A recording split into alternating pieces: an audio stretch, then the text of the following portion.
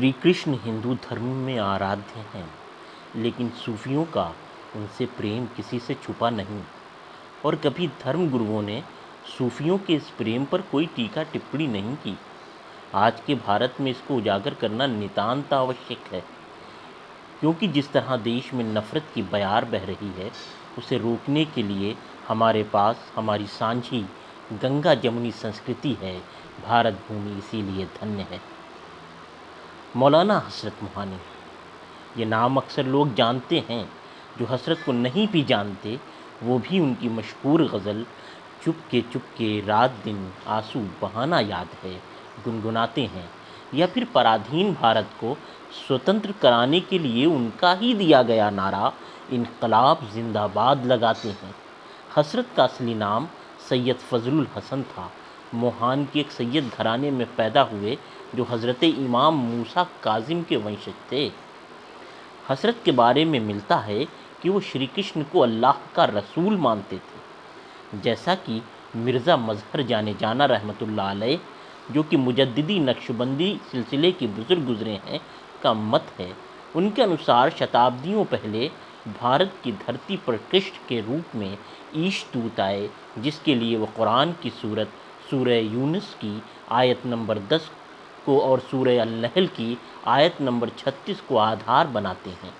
सूरह यूनुस में अल्लाह फरमाता है, और हर उम्मत का ख़ास एक रसूल हुआ है, जबकि सूरह अल-नहल में आता है कि हमने हर समुदाय में कोई न कोई रसूल भेजा।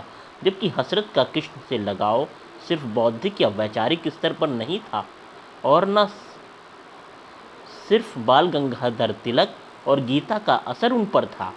हसरत श्री कृष्ण से भावनात्मक रूप से जुड़े थे, जिसका उदाहरण अरबिंदु घोष द्वारा श्री कृष्ण पर अपने अनुभव को जब लिखा गया, तो हसरत ने अपने रिसाले उर्दू मौल्ला में एक नोट छापा, जिसमें उन्होंने लिखा कि बाबू अरबिंदु घोष ने जेल से बाहर आने के बाद जब बताया कि उन्हें श्री कृष्ण के दर्शन हुए हैं, तो सब ने कहा कि ये एक कपोल कल्पित कहानी है, लेकिन मुझे इसमें कोई शक नहीं कि उनका कहना सच है, क्योंकि मैंने जब जब श्री कृष्ण का नाम लिया है, उस आनंद को अनुभव किया है।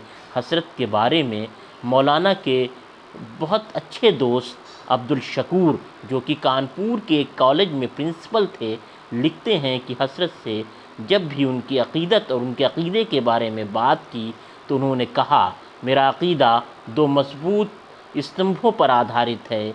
एक ये है कि अल इश्क हु अल्लाह व अल हुस्न हु अल हक़, अर्थात प्रेम ही ईश्वर है और सत्य ही सुंदर है। और दूसरा दिल बयार व दस्त बकर, अर्थात अपने दिल को अपने महबूब हकीकी के साथ जोड़े रखो और हाथों को खिदमत खल्क में। यही दोनों विचार हसरत की पूरी ज़िंदगी में दिखाई देते हैं, और उनके कृष्ण प्रेम में भी।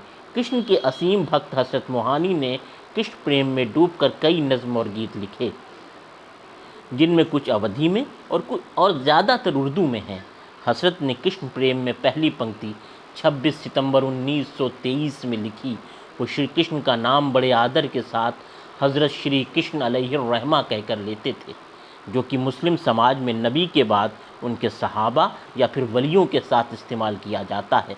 हसरत कहते थे कि कृष्ण भक्ति के प्रेम का मार्ग अपने पीर से मिला है, और ये हर पीर का मार्ग है।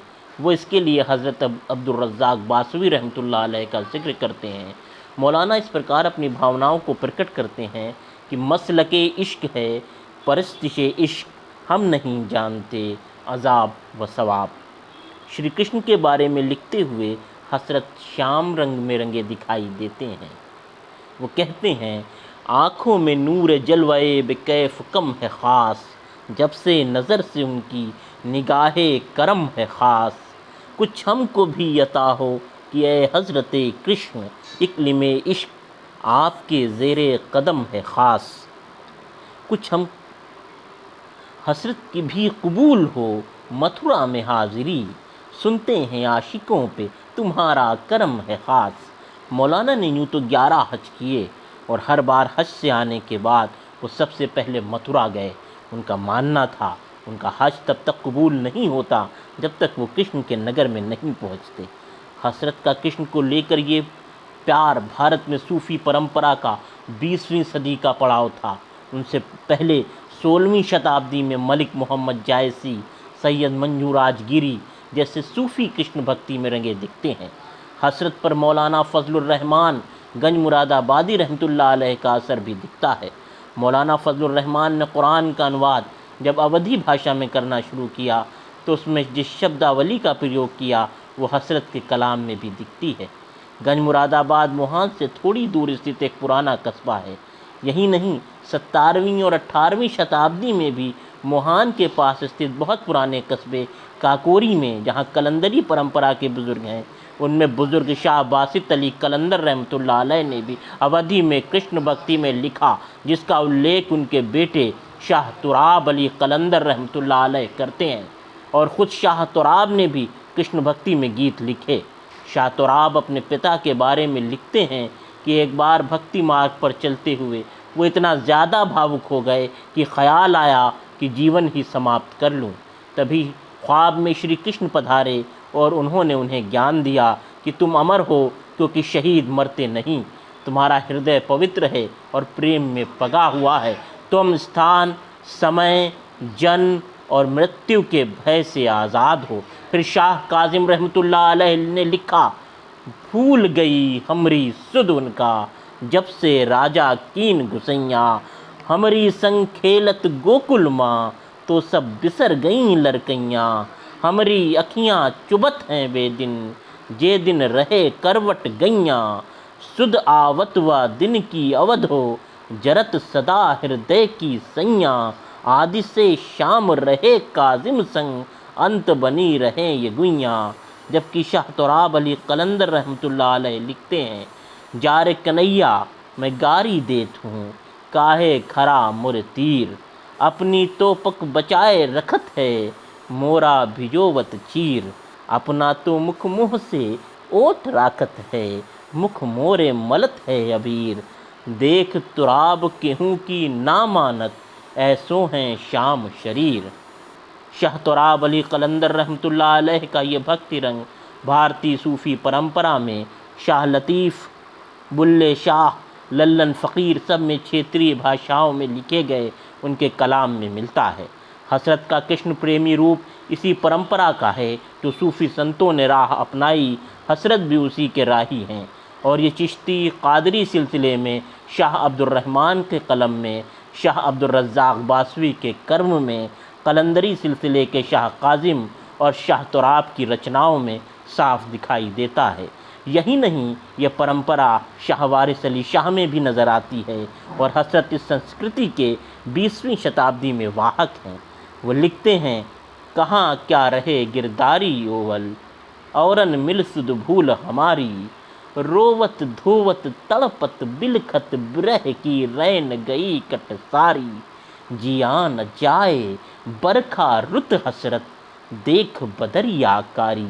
वो आगे लिखते हैं, बिरहा की रैन कटे न पहर, सूनी नगरिया पड़ी उजार, काहे कहीं नहीं चैन बनवारी बिना, कासे कहीं नहीं चैन बनवारी बिना, रोए कटे सारी रैन मुरारी बिना, कोई जतन जिया धीर न धरे, नींद न आवे नैन गिरधारी बिना, देख सखी को चीनत नाही, अब हसरत खो गई बनवारी बिना।